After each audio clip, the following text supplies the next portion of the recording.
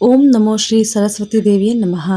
ಸ್ನೇಹಿತರೆ ನಮಸ್ಕಾರ. ಇವತ್ತಿನ ಜೆಎಸ್ ಮಂತ್ರಲೋಕದಲ್ಲಿ ವಿಶೇಷವಾಗಿ ವಿದ್ಯಾರ್ಥಿಗಳಿಗೋಸ್ಕರನೇ ನಾವು ಒಂದು ಮಂತ್ರವನ್ನು ತಿಳಿಸ್ಕೊಡ್ತೀವಿ. ಈಗ ವಸಂತ ಪಂಚಮಿ ಹಬ್ಬ ಕೂಡ ಶುರುವಾಗುತ್ತೆ. ಅದು ಜನವರಿ 23 ಶುಕ್ರವಾರ 2026ರಲ್ಲಿ. ಹೌದು ಸ್ನೇಹಿತರೆ, ಯಾರೇ ಒಬ್ಬರು ಪಾಲಕರು ಕೂಡ ಈ ಒಂದು ವಿಡಿಯೋನ ನೋಡ್ತಿದ್ರೆ ಖಂಡಿತವಾಗಿಯೂ ಸಂಪೂರ್ಣವಾದ ಮಾಹಿತಿಯನ್ನು ನೋಡಿ. ಯಾಕಂತ ಹೇಳಿದರೆ ನಿಮ್ಮ ಮಕ್ಕಳ ವಿದ್ಯಾಭ್ಯಾಸದಲ್ಲಿ ಉನ್ನತವಾಗಿ ಇನ್ನೂ ಬೆಳಿಬೇಕಾದ್ರೆ ಅಥವಾ ಅವರ ಜ್ಞಾಪಕ ಶಕ್ತಿ ಇನ್ನೂ ಹೆಚ್ಚಾಗಬೇಕಾದ್ರೆ, ಇನ್ನು ಕಾಲೇಜ್ಗೆ ಹೋಗ್ತಿರೋಂಥ ವಿದ್ಯಾರ್ಥಿಗಳಿಗೆ ಯಾವುದೇ ಒಂದು ರೀತಿಯಾದಂತಹ ನೀವು ಪರೀಕ್ಷೆಯಲ್ಲಿ ಒಂದು ಒಳ್ಳೆಯ ಅಂಕದಲ್ಲಿ ಪಾಸಾಗಿ ಹಾಗೆ ನೀವು ಅಂದುಕೊಂಡಂತಹ ಉದ್ಯೋಗ ಏನಾದರೂ ಪಡಿಬೇಕಂತಿದ್ರೆ ಖಂಡಿತವಾಗಿಯೂ ಇವತ್ತಿನ ಈ ಒಂದು ಸಂಚಿಕೆಯನ್ನು ಸಂಪೂರ್ಣವಾಗಿ ನೋಡಲೇಬೇಕು.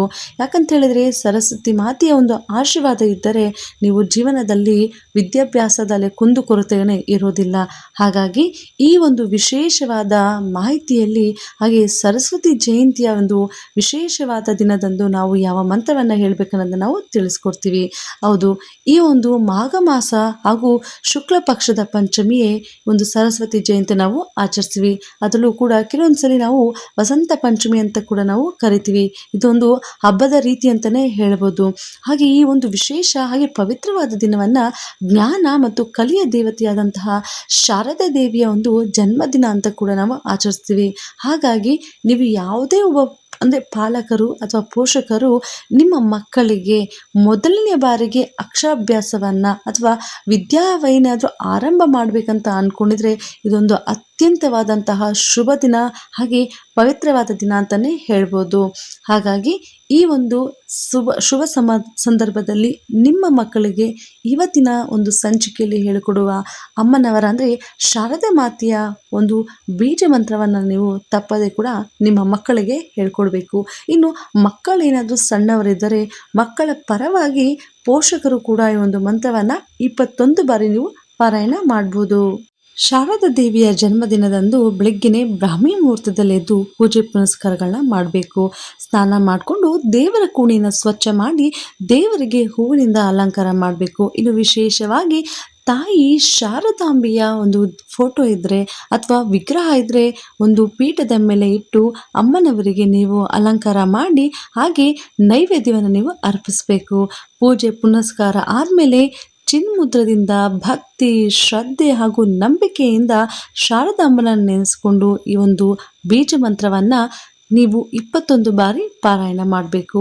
ಇನ್ನು ಮಕ್ಕಳು ಸಣ್ಣವರಿದ್ದರೆ ಈಗಾಗಲೇ ತಿಳಿಸ್ಕೊಟ್ಟಿದ್ವಿ, ಪೋಷಕರು ನಿಧಾನವಾಗಿ ನಿಮ್ಮ ಮಕ್ಕಳಿಗೆ ಈ ಒಂದು ಮಂತ್ರವನ್ನು ಹೇಳ್ಕೊಡಿ. ಖಂಡಿತವಾಗಿಯೂ ಮಕ್ಕಳು ತೊದಲು ನುಡಿಯಿಂದ ಹೇಳಿದರೂ ಕೂಡ ತೊಂದರೆ ಇಲ್ಲ. ಆದರೆ ಅವರು ಮನಸ್ಪೂರ್ವಕವಾಗಿ ಸ್ವಚ್ಛ ಮನಸ್ಸಿಂದ ಅಮ್ಮನವರನ್ನ ನೆನೆಸ್ಕೊಂಡು ಆ ಮಂತ್ರವನ್ನು ಹೇಳ್ತಿದ್ರೆ ಖಂಡಿತವಾಗಿಯೂ ಶಾರದಾಂಬೆಯು ಕೂಡ ಸಂತೃಪ್ತಳಾಗಿ ಅವರಿಗೆ ವಿದ್ಯಾಭ್ಯಾಸದ ಒಂದು ಮಹಾಶಕ್ತಿಯನ್ನು ಕೊಡ್ತಾಳೆ. ಹಾಗಾಗಿ ಈ ಒಂದು ಮಂತ್ರವನ್ನು ನೀವು ನಿಧಾನವಾಗಿ 21 ಬಾರಿ ಪಾರಾಯಣ ಮಾಡಿ. ಈಗ ಮಂತ್ರ ಹೀಗಿದೆ: ಓಂ ಐಂ ಹ್ರೀಂ ಕ್ರೀಂ ಮಹಾಸರಸ್ವತಿ ದೇವಯ ನಮಃ. ಮತ್ತೊಮ್ಮೆ ಹೇಳ್ತೀನಿ: ಓಂ ಐಂ ಹ್ರೀಂ ಕ್ರೀಂ ಮಹಾಸರಸ್ವತಿ ದೇವಯ ನಮಃ. ಇದು ತಾಯಿ ಶಾರದಾಂಬೆಯ ಒಂದು ವಿಶೇಷ ಹಾಗೆಯೇ ಪವಿತ್ರವಾದಂತಹ ಒಂದು ಶಕ್ತಿಶಾಲಿ ಮಂತ್ರ ಅಂತಲೂ ಕೂಡ ಹೇಳ್ತಾರೆ.